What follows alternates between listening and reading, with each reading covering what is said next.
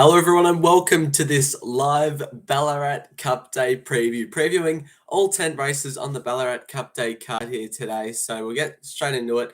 The rail's in the true position, as it always is on Ballarat Cup Day. Currently rated a soft 5 as of 2:20 p.m. today. I reckon the track might start good 4, maybe either good 4 or soft 5, and obviously rain throughout the day. There's going to be obviously some deterioration and downgrading of the track. So we'll get straight on with race 1. It's a mare's benchmark 78 over 1200, and I'm almost all over hypothetical. I reckon it's the one to beat. I reckon it'll win. I think it's got everything in its favor, except for that there's going to be a lot of wind down their face, down that chute, and it's probably going to be out in front. So that's the only thing that I have a reservation with it. But I think it's the right price considering that it ran well behind Snapper last start. And it won first up at Geelong. So I reckon hypothetical for Benny Mellum's the one to beat in the first. Apart from that, I think the two horses that are first up in Ballet Rich and Defining are probably well found at the odds so far.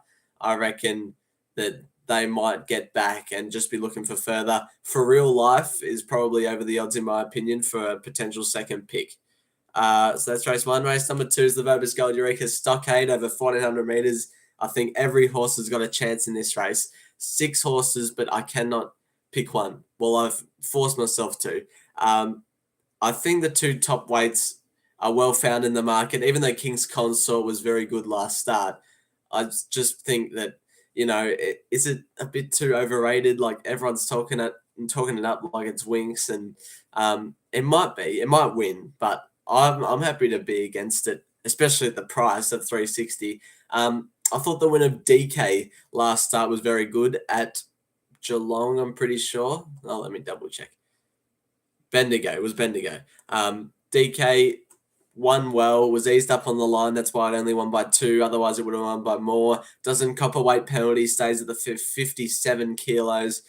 Jason Maskill retains the right. Its win first up at Pakenham on the synthetic was emphatic as well. Ran away from Legagna and Waterworld, who are 2 pretty good horses. This horse might have a lot of potential, and it's been backed as if it has. So I'm with DK, but I also like Street Delight, who ran second to DK last start. I reckon stepping up to 1400, and it'll be closer this time. So that could win. So that's my look at the Stockade at the moment, probably going with DK. Obviously, if you want to see all my tips for Ballarat Cup Day, go to Twitter. I've told you 10,000 times already. You should know where it is. The 2-year-old classic over 1,000 metres. Obviously, all 2-year-olds, no firm opinion, but I like Sassy Boom.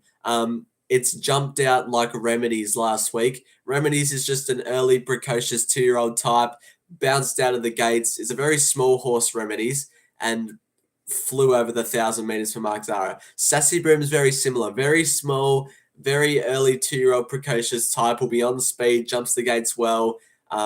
If it's anything to judge off its jump out, and yeah, we'll be going well. Obviously, again, leaders down the chute tomorrow might not be the way to go, but I like Sassy Boom. I just think it's probably the most likely winner of this race due to its like early 2-year-old running type. I think the top weight, or not top weight, just number 1, Get-Along.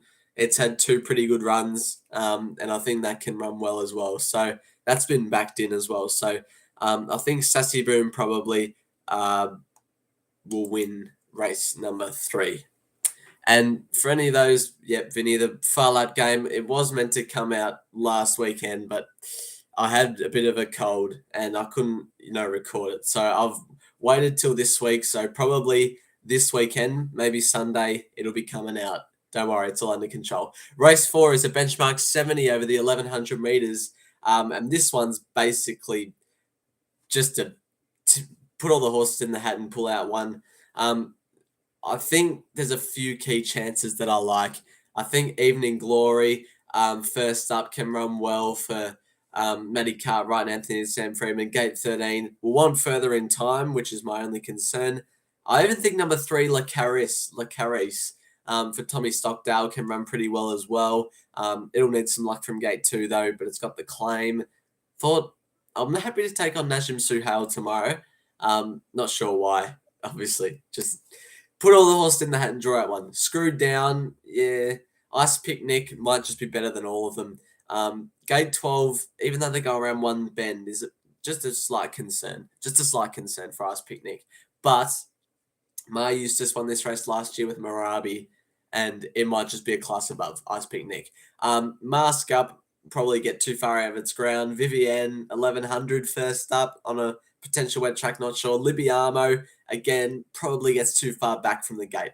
So out of all of that, I'm going to wait for the race morning market and what Eustace has to say about Ice Picnic tomorrow morning, but that's more than likely going to be Ice Picnic.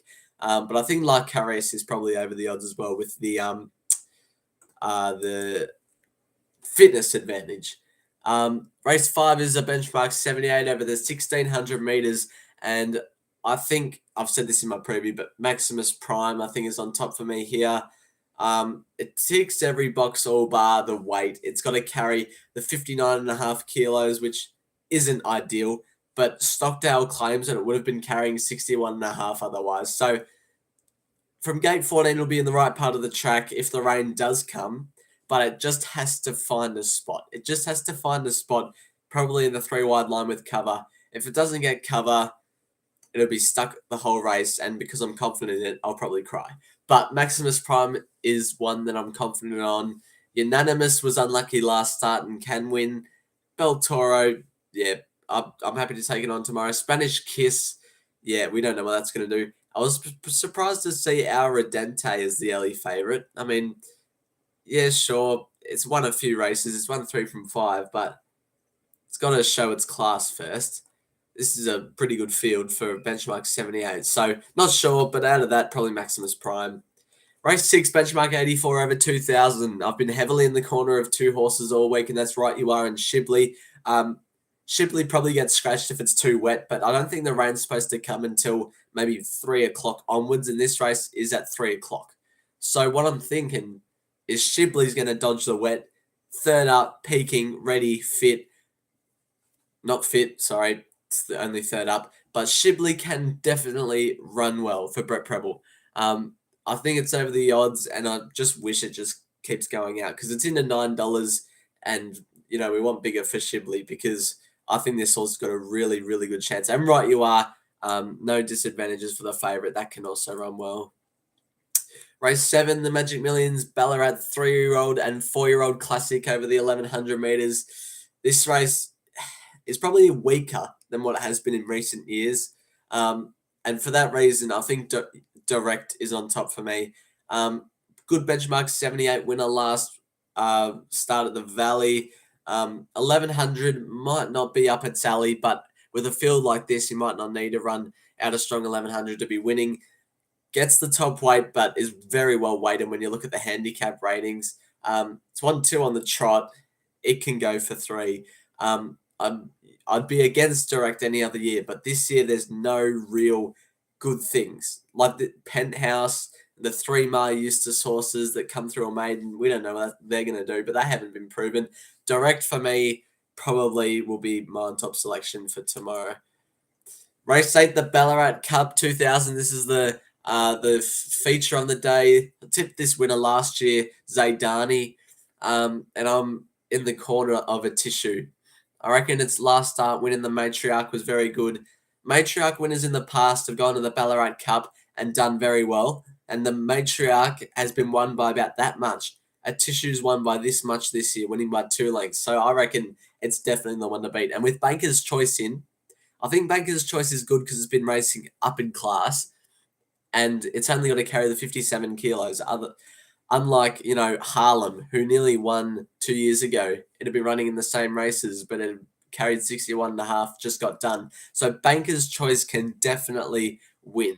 I think it's out of a Tissue and Banker's Choice. If those two don't win, I will be surprised. Polly Gray's come out, which is, I don't know what's happened there. But the one I think is over the odds as well, just to keep an eye on, is Dark Dream. But I like a Tissue ahead of Baker's Choice. Race 9, a benchmark 100 over 1200. And yeah, I don't know with this race either.